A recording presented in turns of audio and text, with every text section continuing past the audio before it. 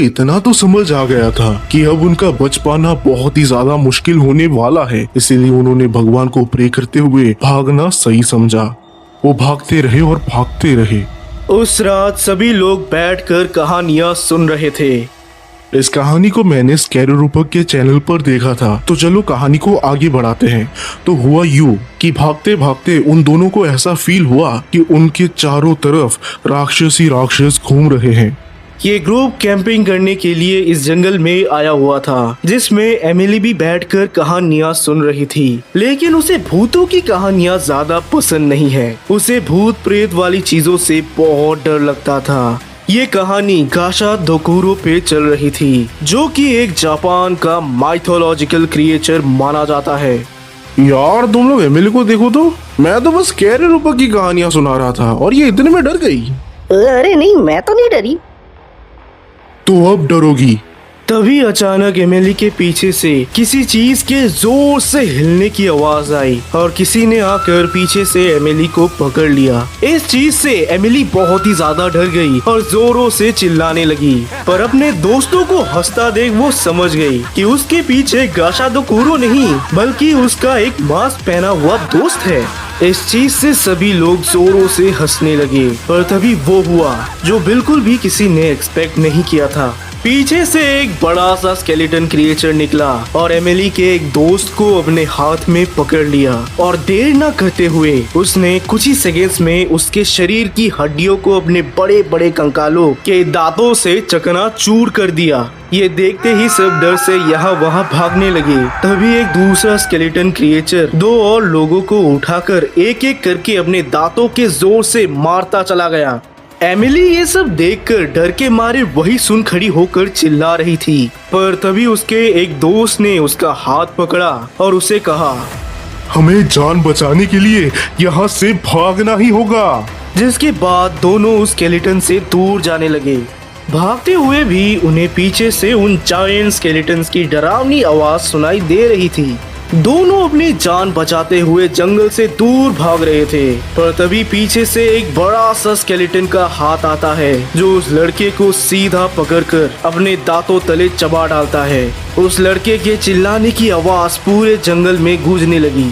Emily इस चीज को देख बहुत डर जाती है और धीरे धीरे अपने पैरों को पीछे लेने लगती है। पर तभी जमीन खत्म हो जाता है, जिसके वजह से वो नीचे गिर पड़ती है। वो गिरते ही एक पेड़ के पास जाकर चुप जाती है, जहां अब वो सेफ थी। उसके बाजू से दो बड़े बड़े स्केलेटन क्रिएचर्स गुजरते हैं और एमिली को लगता है कि अब तो वो सेफ है।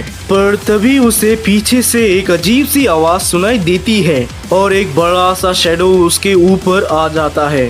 ये बात साफ थी कि ये शैडो एक बड़े से जायंट स्केलेटन क्रिएचर की थी, जो उन दोनों के मुकाबले और भी ज्यादा बड़ा था। एमिली जैसे ही पीछे देखती है, उसे एक बड़ा सा जायंट स्केलेटन अपने बहुत ही करीब दिखता है। उसे देखते ही वो समझ जाती है कि अब उसका बचना नामुमकिन है। पर तभी एक बहुत ही तेज रोशनी उस स्केलेटन के चेहरे के ऊपर पड़ती है। एमिली कुछ समझ नहीं पा रही थी, क्योंकि उस रोशनी से वो जायंट स्केलेटन को तकलीफ हो रहा था। तभी एमिली देखती है कि एक एजेंट हाथ में फ्लैशलाइट लिए उस स्केलेटन पर लाइट दे रहा है। तभी जंगल से कई और एजेंट्स निकलते हैं और सब मिलकर उस क्रिएचर पर लाइट मारते हैं, जिससे कुछ ही सेकंड्स में वो क्रिएचर वही फट जाता है। तभी एक एजेंट आकर एमिली को अपने साथ वैन में ले जाता है। वहीं पर एक डॉक्टर कुछ रिसर्च कर रहे होते हैं। एमिली उस स्केलेटन के बारे में सबसे पूछने लगती है, पर उसे कोई जवाब नहीं मिलता। तभी वो डॉक्टर कुछ कहते हैं, जिसके बाद एमिली को अपने दोस्तों की याद आने लगती है और वो इमोशनल हो जाती है। तब डॉक्टर आकर एमिली को कहते हैं, बहुत सारे लोगों के साथ ऐसा हुआ है। मैं जानता हूँ अपने दोस्तों को ऐसे मरते हुए देखना कोई भी सह नहीं सकता, पर तुम्हें ये सब कुछ भी याद नहीं रहने वाला है। जिसके बाद वो एमिली को एक इंजेक्शन लगा देते हैं। एमिली इस चीज को रेजिस्ट करती तब तक वो बेहोश हो जाती है और अगले दिन वो अपने आप को घर में पाती है और जो कुछ उसने कल रात को देखा था वो सब वो भूल जाती है। तो दोस्तों, ऐसी क्या बात है उस एससीपी में कि आज तक जितनों को भी उसके बारे में पता चला, उन सब की एससीपी फाउंडेशन ने मेमोरी इरेज कर दी। कौन सा एससीपी था वो? दोस्तों, इस एससीपी का नाम है SCP-2863। ये एक कीटर क्लास ग्रुप का क्रिएचर है जो कि जापान के डेंसली पॉपुलेटेड एरिया में मिलता है। ये सनसेट के बाद ही दिखता है और साइज में अप्रोक्सीमेटली 30 मीटर का होता है। SCP-2863 एक अकेला स्केलेटन क्रिएचर नहीं बल्कि स्केलेटन क्रिएचर्स का ग्रुप है जिसमें एग्जैक्टली कितने क्रिएचर्स है ये पता करना मुश्किल है।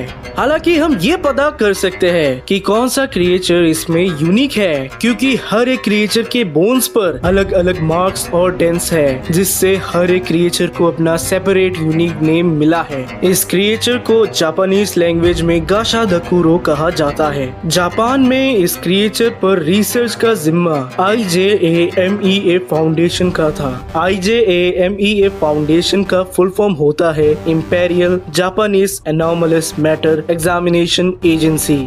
वर्ल्ड वॉर के बाद IJAMEA फाउंडेशन को क्लोज कर दिया गया जिसके बाद उस फाउंडेशन के कई सारे मेंबर्स SCP फाउंडेशन में जाकर जुड़ गए जिसमें उन्होंने SCP फाउंडेशन को बहुत सारी ऐसी डिटेल्स शेयर की है जो उन्होंने कई सालों से गाशा दकुरो पर रिसर्च करके पता की थी। तो चलिए जानते हैं कि इस रिसर्च में क्या क्या पता चला था। गाशा दकुरो की कैरेक्टरिस्टिक्स में सबसे पहली बात है कि ये भले ही कितने भी बड़े साइज के क्यों ना हो पर ये अपने पैरों से बिना आवाज निकाले कहीं भी आ जा सकते हैं। पर इसका प्रेजेंस इसका एक चकलिंग साउंड बता देता है जो कि शायद इसके दांतों के टकराने के वजह से या बोन्स के टकराने के वजह से निकलता है जिससे किसी को भी पता चल सकता है कि उसके आजू बाजू में गाशा दकुरो है। ये क्रिएचर जब भी किसी इंसान को मारता है तो जो उस इंसान का खून इसके शरीर पर गिरता है वो कुछ ही सेकंड्स में इसके हड्डियों के अंदर चला जाता है। ये कैसे होता है इसका अभी तक किसी के पास कोई एक्सप्लेनेशन नहीं है। बाकी इस क्रिएचर के लास्ट कैरेक्टरिस्टिक की बात करें तो ये क्रिएचर काफी लंबे समय के बाद खुद ही न्यूट्रलाइज होकर मर जाता है। पर अगर इसे करंट टाइम में मारना है तो ये इम्पॉसिबल है क्योंकि इस क्रिएचर पर आग और गोलियों का कोई असर नहीं होता।